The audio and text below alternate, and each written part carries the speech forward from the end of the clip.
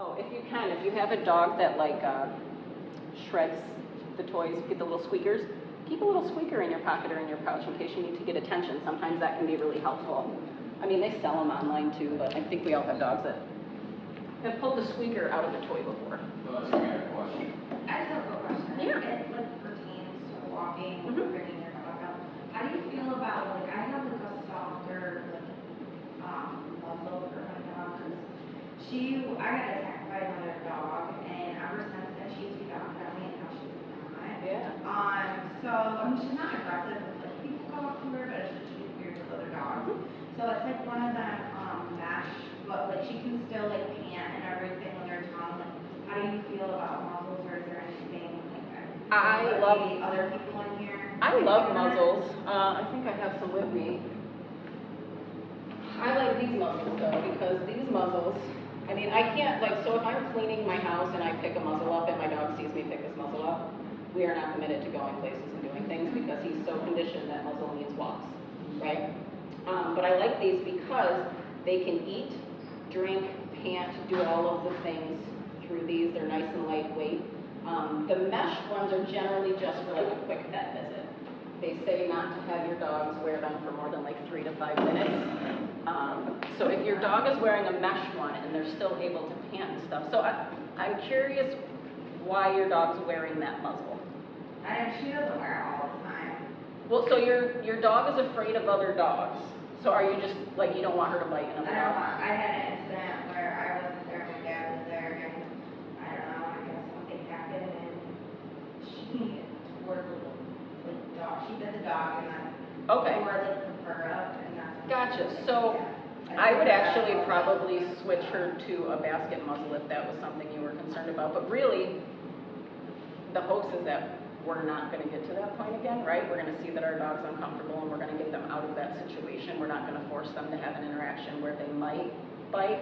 But if you're worried about like loose dogs coming up to you, again, throw food at the other dog, spray shield the other dog. But she's not like aggressive or anything. It's just like another, and she like, it's so weird. She wants to play, but then she becomes the aggressor, and then she like attacks them. And I'm like, what are you doing? You can't play with her dog. You're being mean. But she like whines and like wants to play. And So does she have, do you have certain dogs that she needs to build a relationship with, or are you just saying I don't? Yeah, I just don't. Okay, yeah, so, what are the? There's like one dog she can really get around, and it's not since I've gotten her. And it's a little fluff ball, and so they have a relationship, and they see each other and often. I'm just like, you're a weirdo. Yeah, so anytime I'm with a dog out in public, whether it be a shelter dog or my own dog, we don't stop and say hi to other dogs. I don't know that dog's bite history. I don't know that dog's medical history. I don't know if that dog, likes my brown pit bull, male, whatever. So what we actually promote is teaching your dog to be around other dogs and just keep it moving. Like, not every dog needs to be stopped and said hi to. It's going to be less stressful for you and for your dog, but then also learning how to like get the hell out of there, right? So by chucking food, spraying spray shield, knowing your surroundings. I never take my classes or any of my clients, like I will go walk a trail myself first. I'm looking for different trails and ways out. I'm looking for garbage cans that I can get behind. If you have a tiny dog and there's a giant dog running at your tiny dog and you see a garbage can, you can drop the little tiny dog in the garbage can to keep it safe, right? So always be aware of your surroundings. Go prepared, right? Better to have that crap on you 364 days a year and never need it, but have it that one day you need it, right? So many times it's like, oh, well, I usually have it on me. Well, proactive versus reactive for both yourselves and your dogs, knowing your environment. I want to be able to like bring her on trails in the summer down to like Onondaga Lake and walk her. And I'm just terrified. I have PTSD. I don't even like Onondaga Lake. Maybe ask you answer questions. Oh, yeah. You don't mind? Yeah. This is kind of individual. Yeah. But does anyone else have questions? Where do you get those from? So Amazon will not ship it to us because it's considered a weapon. Chewy, however, has no problem sending it to us. So Chewy. It's citronella spray. Yeah. If we were out, because we do all help with the tables sometimes, and our dog were reason we're at PetSmart is like a dog-friendly place, but we never have our dogs interact. What might we, if we saw the dog and it was like starting to pant, we take it out and give it a little walk, would that be a good, because usually there's grass Or a or reset in the car, or if you have a crate with you with a blanket over it and like a yoga mat, right? And then maybe giving it like a chew or something. Here, we're gonna block your visual. Whoops, sorry. You know, if this is your table and you're sitting there, have the crate, have the bed, have the chew, right? If the dog needs a break, give it a break, right? That kind of thing, instead of just having it sitting in front of the table while everybody's sticky handed little kids come up and touch it, and brought it, shove food in its face, yeah, so. And walks are great, or car resets. I have some dogs that have super high anxiety.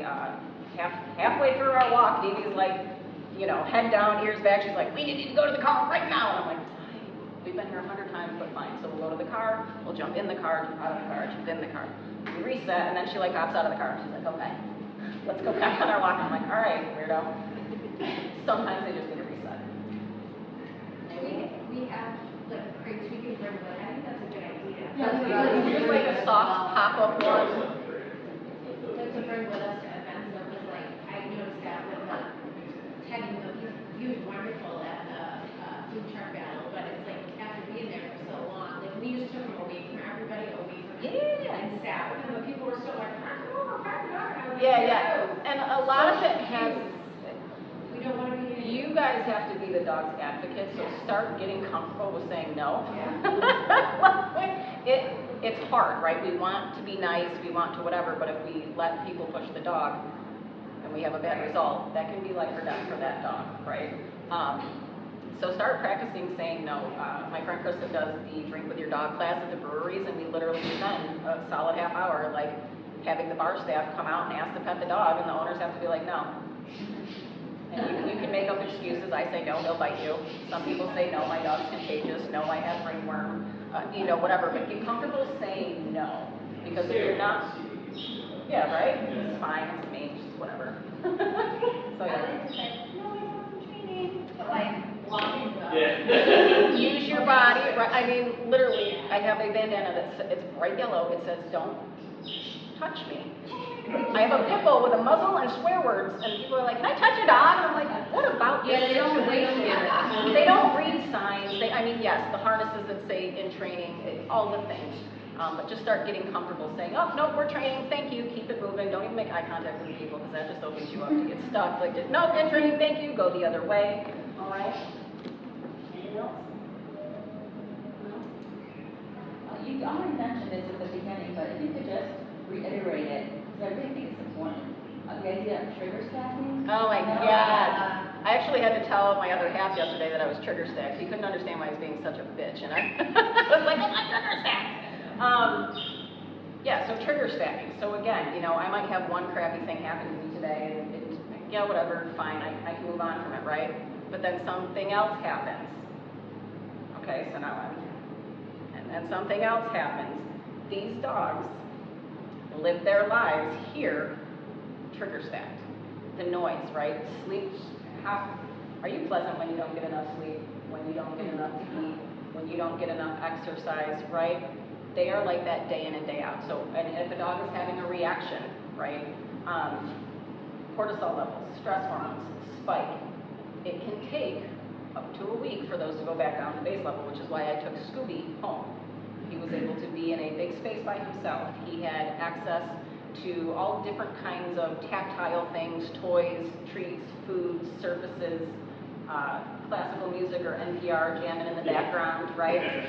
But he was able to sleep it off for a couple days and then come back here, a different dog, and now everyone's able to do things with him versus him. I mean, dude was nuts. Dude was but he might have gotten labeled unadoptable or aggressive because he was jumping and biting the leash when he just needed an energy release, right? He needed things. I was like, we need to get him with other dogs. We need to get him out more, because if we just put them away and we just let them not sleep well, it's loud in there. I don't go to shelters as much as I used to now because it hurts my ears for 5 seconds it takes me to harness them up.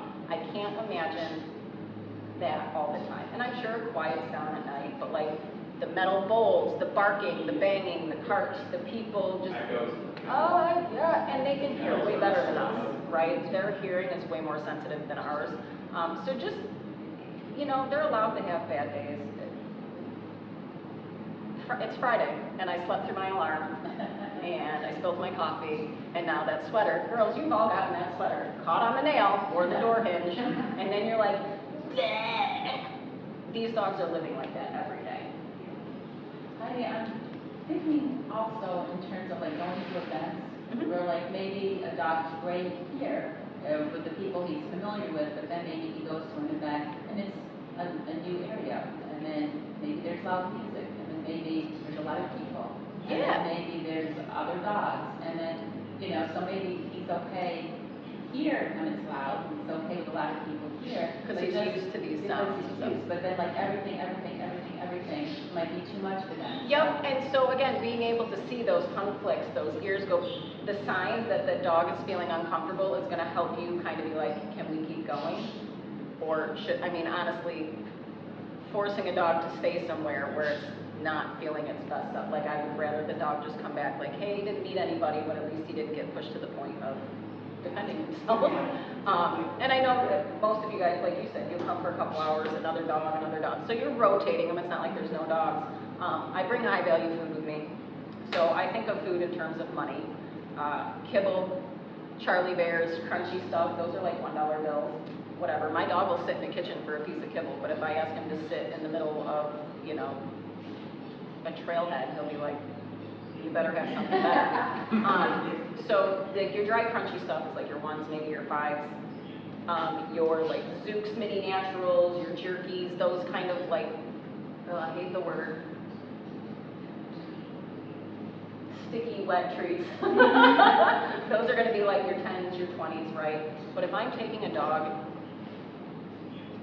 into a really overstimulating place, I have sensory issues, I have anxiety, so if I'm like, I'm feeling some sort of pain here, I know this dog is, I'll bring straight up like chicken nuggets with me, rotisserie chicken. I don't eat meat. I will bring it with me for the dog, right, to help the dog feel better about things.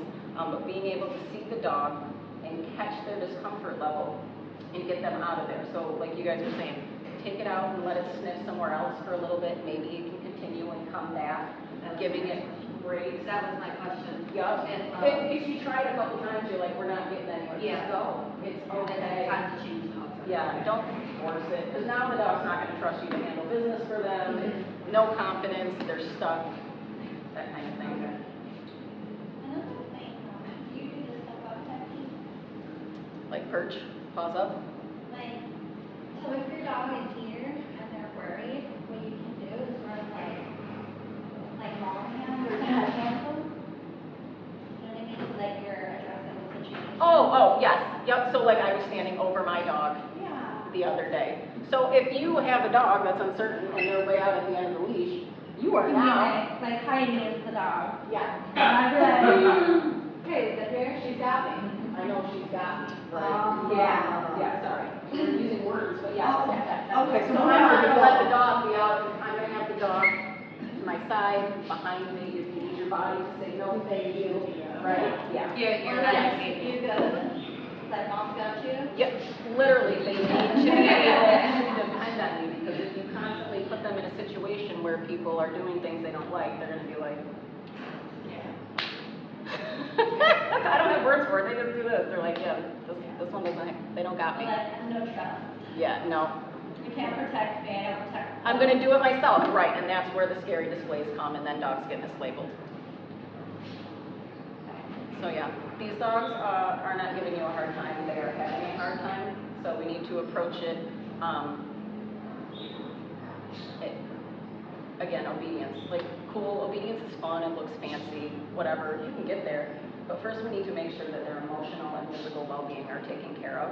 And if they're in a great mood to learn, obedience is cool, but it really, and it's probably an unpopular opinion, but obedience is not where I'm going to start. It's going to start with making sure they feel safe, their needs are met, they are happy, and that kind of stuff. And then you can start with heel and, I don't know, hand targets. Do you guys know how to teach a hand target? Super easy, so you just take a stinky treat, hand, I don't mind doing this, there's not an actual dog here. You're gonna take your stinky treat and you're gonna rub it on your hand and you're just gonna present it like this.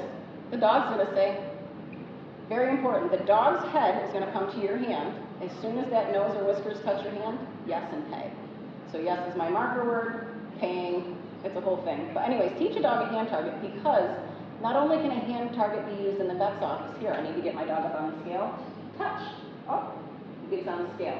I want my dog to come around in a certain position, you can use it for positioning the hand target, you can double it as a recall. My dogs, I only have one dog now, damn it. My dog, if I'm on one side of the yard and I'm like, yo, Pat, touch, he'll come on over and boot my hand because he knows it pays out. So it can double as a recall, but also if you have a dog at the end of its leash and it's meeting somebody and you notice the dog's kind of like stuck, you don't want to pull on the leash because that's going to add tension, which can elicit a response. You're going to say the dog's name and ask them to touch. So now they have an out to come back to you, and they can earn reinforcements. So those are both really good things. So a hand target takes 5 seconds to teach. It can also be a fun game. Artie, the black dog, he likes to go touch, touch, touch, touch, touch. He just likes the damn game.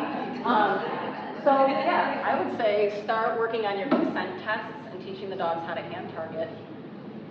Just for some, you know, they're going to be here doing stuff anyways. Those are easy things, but I can't wait for the emails to start rolling in like, Jesus, I can't unsee it, I hate you. Every dog out there is miserable right now, and now I'm aware, right? Ignorance is bliss. Maybe So. you need to go to counseling. We're gonna form a group of like people that have been overstimulated and can't shut their eyes to things. We did straight arm, we did leash lock. If you ever have a dog coming up the leash at you, again, knowing your surroundings, if you can find like a mailbox or a post or something to wrap the leash around to get between you and that dog, right? You're gonna wrap the leash around something so they're now not coming up and at you. There was a girl at the shelter that I do most of my work with who got bit pretty badly, and she was dog body language savvy. She saw it coming. She was by herself. She started doing all the things, throwing food on the ground, right? Get the nose to the ground. She did all the stuff. He got her. And he got her good, and she couldn't get him off of her for a while. And she did not have a break stick. This is huge. I don't keep this on me all the time, but if you're playing with dogs out in the yard, if you need to break up a dog fight, first, don't put your frickin' hands in it, because you're going to get a redirected bite. Most of the time, dogs will avoid fighting, right? It's not in their best interest to get into a fight, right? They can lose their lives, they can get injured. Most of the time, they will just have a lot of lip service and they'll work it out. But if things escalate, my first go-to is going to be no contact. Can I break it up with my voice, clap my hands? Can I have my squirt bottle, right? Squirt of water. Most of our kitties hate water, and you just give them a little squirt in their sensitive big old heads. They're like, oh God, sorry.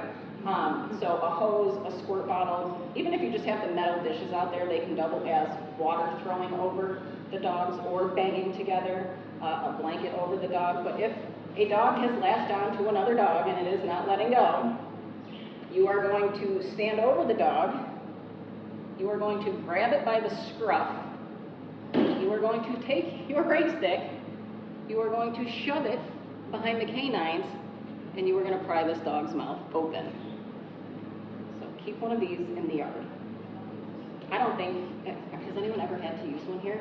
It is so rare. I don't think so. I think we might have one in the yard. Yeah, like you will probably never have to use these, but if you, it's called a break stick. A break stick. Yep. For the dogs that, you know, dogs' jaws don't actually lock, but some of them are a lot stronger than others, you know. But again, you're not going to stick your hands in there. You are going to steady the dog, grab the scruff. So this way, your hand is on the back of their neck, so you can, you're like this, right? You can strong arm the dog and do what you got to do and remove it. That is your last ditch effort for breaking it up. You're going to go hands free first, and the wheelbarrow is kind of your in-between thing. So the water didn't work, the loud noises didn't work. You are going to pick that dog up right here, and you're going to lift it up, and you're going to wheelbarrow it the other way. Yeah, that's what I do. You're not going to pull this way, because now the dog that has latched on is going to rip the other dog. So you are going to unsteady them and you're gonna grab them like right here. My one dog has only been dead 6 weeks, so I keep saying my dogs. But once a year, she'd get squirrely with Pat, and they'd go at it, and I'd have to pick my baby girl up, toss her away. So, that's all I have for you. I think that's it. So being proactive versus reactive, knowing the signs to look for, knowing what to do in a pinch, all those things are gonna help you guys feel more confident. And when you feel more confident, you're gonna do more things with the dogs, which is great for them. Your safety is the most important, and right under that is the dog safety, but if it comes between your safety and a dog, you come first. Anything else? Oh, and these are just, if anyone wants to like take a picture of this, some great, if you want to nerd out and go down the rabbit hole, Zoom Room, Shelter Playgroup Alliance, Trish McMillan, all amazing stuff. Thank you, everybody, for coming. This was great. Yeah, thank you.